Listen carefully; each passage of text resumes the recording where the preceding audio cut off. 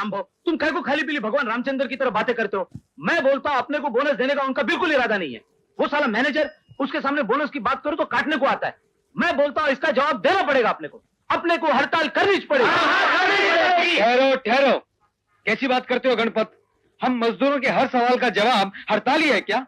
इन चलती हुई मशीनों को बंद कर दें। बिल्कुल, अपनी मांगे हासिल करने के लिए हम ये तरीका अपनाना ही पड़ेगा। बहुत घटिया और बेहुदा तरीका है। किसके खिलाफ हड़ताल करोगे? मैनेजर के खिलाफ? वो होता कौन है? इस मिल का मालिक है। वो भी हमारी तरह तनख्वाह पाने वाला मुलाजिम है। फर्क सिर्फ इतना है कि हम खाकी कपड़े पहनते हैं और वो सूट पहनता है। हाँ बाबा बरोबर है, लेकिन तुम्हारा वो सूट वाला बात करते रहे इतना भाव काहे को खाता है? इसलिए कि वो मिल मालिक का रिश्तेदार है और रिश्तेदार ही मजदूर और मालिक के बीच में रिश्ता बिगाड़ने की कोशिश करते हैं। एक आध दिन में फैक्ट्री की मालकिन हिंदुस्तान वापस लौट रही हैं। हम अपनी मांगे और जरूरतें उनके सामने पेश करेंगे। घुसना मोटी, घुस। आया फादर। हिलना नहीं मोटी, हिलना नहीं। मैं समझता हूँ 8:30 बज गए, चल जल्दी उठ। अरे सोने दो फादर, वो क्या है कि रात को मजदूरों के साथ मीटिंग थी कंपनी में, उसमें मैं बहुत लेट हो गया मैं। हाँ वो मुझे मालूम है, लेकिन मैं समझता हूँ 9 बजे जहाज आता है। कौन सा जहाज? जिसके घर में हम रहते हैं, जिसके स्वर्गीय पिता की फैक्ट्री में तू मैनेजर है, तेरे दूर के चाचा की बेटी और मेरे दूर के रिश्ते की भांजी आज वो बरसों बाद अमेरिका से लौट रही है। तुझे जरा भी फिक्र नहीं उसकी? आप नीचे जाके बैठो ना, मुझे तैयार होना है।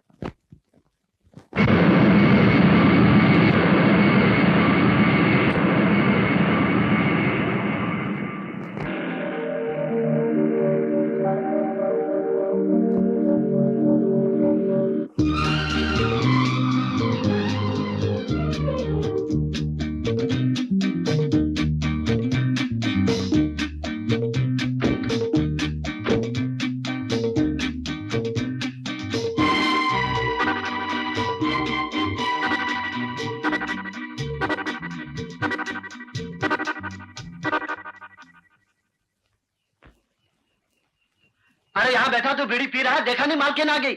अरे बाप रे, मालकिन? हाँ मालकिन। अरे मैंने तो समझा अपना रवि बाबू रोज की तरह किसी छोकरी को लेकर आए।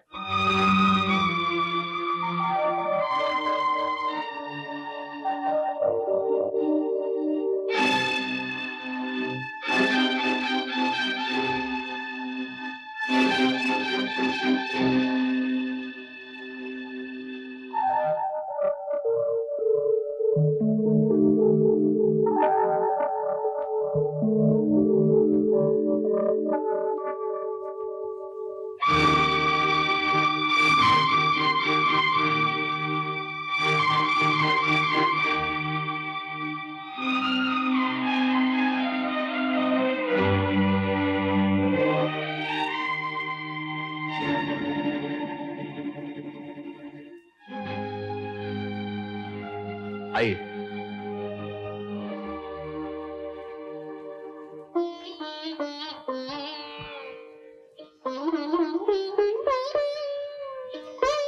अंकल। हाँ बेटी। एक फूलों के हार की कीमत क्या होगी? 10-15 रुपए। क्या हमारी फैक्ट्री इतने नुकसान में चल रही है? पिताजी की तस्वीर के लिए एक हार खरीदने को पैसा नहीं रहा। रवि, एक फूलों की हार की कीमत कितनी होती है? 10-15 रुपए। तो क्या हमारी फैक्ट्री इतने नुकसान की घेर में चल रही कि एक हार खरीदने को पैसे नहीं रहे तुम्हारे पास? ऐसी कोई बात नहीं है सीता देवी, हर रोज इन हाथों से फूल चढ़ाता हूँ इस तस्वीर पर। लेकिन तुम्हारे आने की खुशी में 3 दिन पहले मैं बालाजी के मंदिर गया था। उस वक्त काम मैंने नौकरों को सुपुर्द कर दिया था। काम मर गए सब। शंकर, शंभू, टीटा टोली सब आओ इधर। तुम लोगों की वजह से क्या कुछ सुनना पड़ता है मुझे?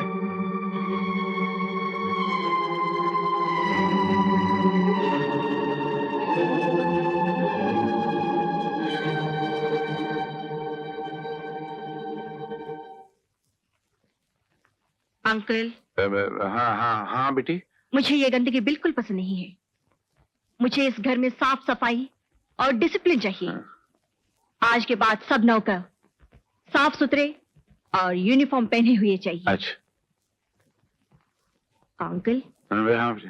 वो जो बाहर बैठा बीड़ी पी रहा है, उसे नौकर से छुट्टी कर दीजिए। अच्छा। Attention, stand at ease. Attention, stand at ease. Attention, stand at ease. Attention, stand at ease. अबे हाथी गेंडे वैसे की औलाद म्यूनसिपालिटी के इंजन मेरे पैर की चटनी बना दिया।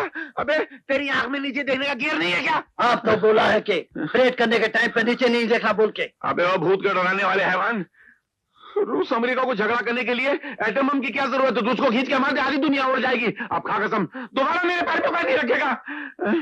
मैं कसम खाता हूं। तेरी माँ ने तेरे को 9 महीने पेट में कैसे रखा होगा? लगता पहले दिन ही तू उसके पेट से टपक गया होगा। अरे बुलडोजर, तू खड़ा खड़ा मुंह क्या देख रहा है? उठा ना। अबे तू मेरे पैर के नीचे हाथ के ऊपर हाथ पकड़।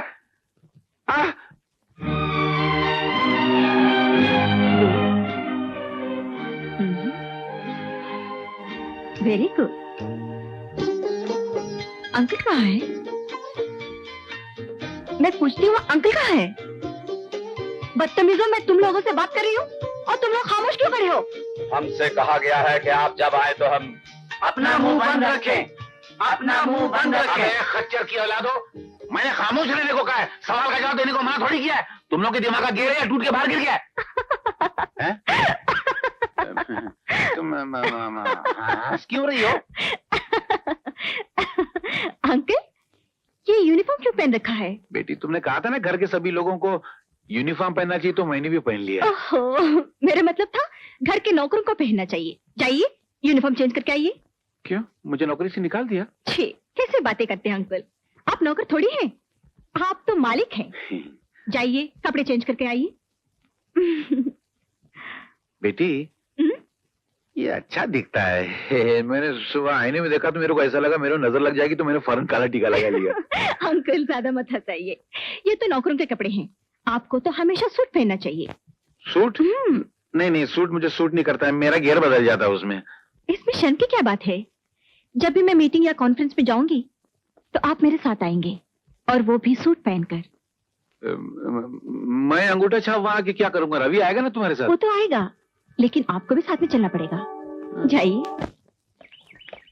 क्यों राम बाबू, मालकिन को माला पहनाने जा रहे हो? जाओ जाओ, तुम लोग उसके गले में माला पहनाओ और वो तुम्हारे गले में फांसी का फंदा पहनाएगा।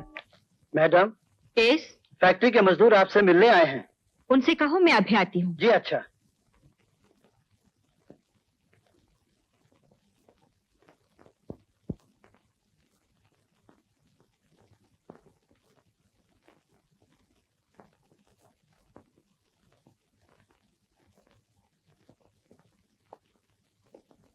सीता, मैं तुम्हारे पिता को कभी भुला नहीं सकता।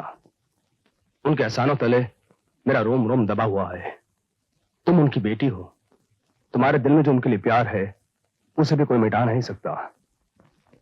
लेकिन आज जो मैं बात तुम्हें बताने जा रहा हूं वो तुम्हें शायद नहीं मालूम।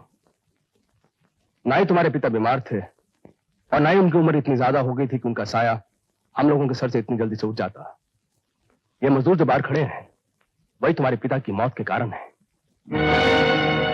तुम्हारे पिताजी ने इन मजदूरों के लिए क्या कुछ नहीं किया। उन्हें नौकरों की तरह नहीं, बच्चों की तरह रखा। उनकी जरा सी तकलीफ पिताजी उनके घर पे पहुंचाया करते थे।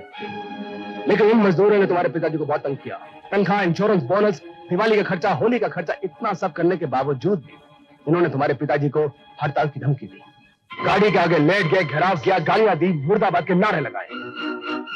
अंकल एक जज्बाती इंसान थे, उनसे सदा बर्दाश्त न हुआ और उनको दिल के दौरे पड़ने लगे। फिर भी ये लोग बाज ना आए और आखिर अंकल को मौत की नींद सुला के ही छोड़ा। ये मजदूर लोग समझते हैं कि जिस घर में हम रहते हैं, जिन गाड़ियों में हम बैठते हैं, जो खाना हम खाते हैं, वो उनके खून पसीने की कमाई है जो सिर्फ उनको मिलनी चाहिए। और मालिक जो उनको पगार देता है, बोनस मंगाया करता, जो भी देता है, वो समझता है कि धरकर देता है। क्योंकि मशीनों का जो बटन है वो मजदूरों के हाथ में।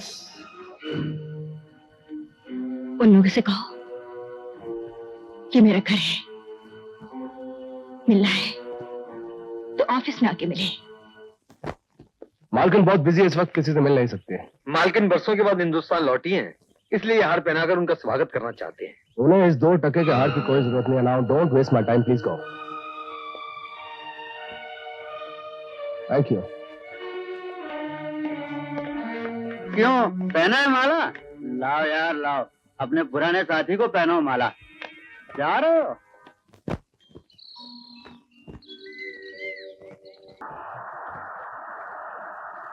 वाह, बहुत अच्छा गाते हैं आप। शुक्रिया। बस यही कुछ गुनगुना लिया करता हूँ। ये कविता किसकी लिखी हुई है? ऐसे ही जब दिल पर कोई बात असर कर जाती है तो कुछ उल्टा सीधा लिख लिया करता हूँ। मतलब आपने लिखी है? बहुत अच्छा लिखते हैं आप और गाते भी अच्छे हैं। लगता है आपको संगीत से बहुत लगाव है। कौन है जिसे संगीत से लगाव नहीं होगा? मैं पूछ सकता हूँ कि आप कौन है? बस यूं समझ लीजिए कि मैं संगीत की पुजारी हूँ और आप? मेरे बारे में यूं कह लीजिए कि मैं संगीत के पुजारियों का पुजारी। आप यहाँ हर सुबह आते हैं? जी, अक्सर आया करता हूँ। आपके गीत का बहुत बहुत शुक्रिया। Bye bye.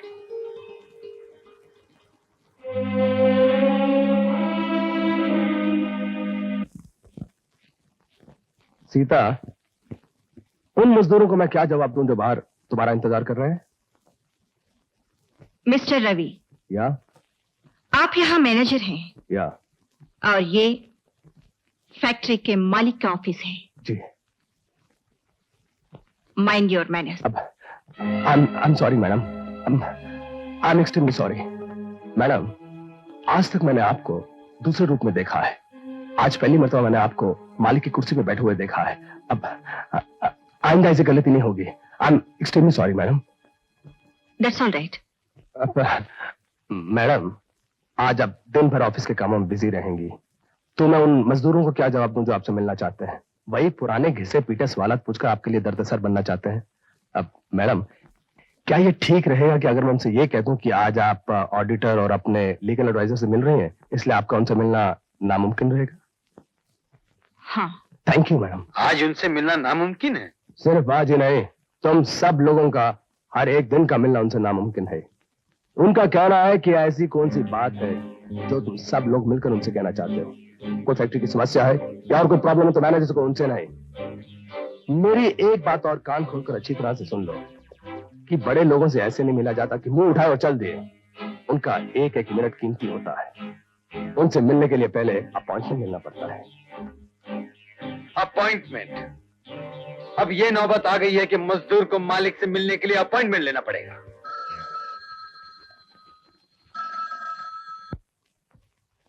हेलो, क्या मैं सीता देवी से बात कर सकता हूँ? स्पीकिंग। नमस्ते, मैं आपकी फैक्ट्री की मजदूर यूनियन का लीडर बोल रहा हूँ। यस। हमसे कहा गया है कि आपसे मिलना हो तो पहले अपॉइंटमेंट लेना जरूरी है।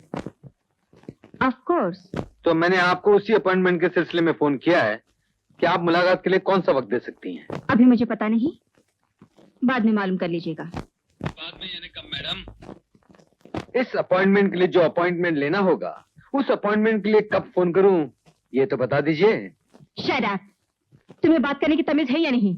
जी नहीं, हम मजदूरों के पास तमीज कहां से आ सकती है? हमारी तमीज तो हमारे पसीने के साथ बहकर मशीनों में पिस जाती है। तमीज तो सिर्फ आप जैसों के पास होती है, क्योंकि air condition car, air condition घर और एयर कंडीशन ऑफिस में बैठती है ना, पसीना बहने नहीं पाता और तमीज खत्म होने नहीं पाती। तुम्हें कुछ होश है? क्या बकवास कर रही हो तुम? जी हाँ मैडम, मैं बिल्कुल होश में हूँ और अच्छी तरह समझ रहा हूँ कि मैं क्या कह रहा हूँ, और वही आपको समझाना चाहता हूँ कि मजदूर और मालिक का रिश्ता ऐसा होता है जैसे आत्मा का शरीर से। अगर आत्मा और शरीर के बीच अपॉइंटमेंट की दीवार खड़ी कर दी गई तो जिंदगी को डिसअपॉइंटमेंट का मुंह देखना पड़ जाएगा। बकवास बंद करो और अपनी जुबान को लगाम दो। तुम लोगों को मुझसे मिलने की, मुझे फोन करने की कोई जरूरत नहीं। तुम्हारे लिए इतने ही कहना काफी है कि मैं मालिक हूँ और तुम मजदूर हो। अगर तुम्हें कुछ कहना है तो मैनेजर से कहो, मुझसे नहीं। आइंदा ख्याल रहे। That's all.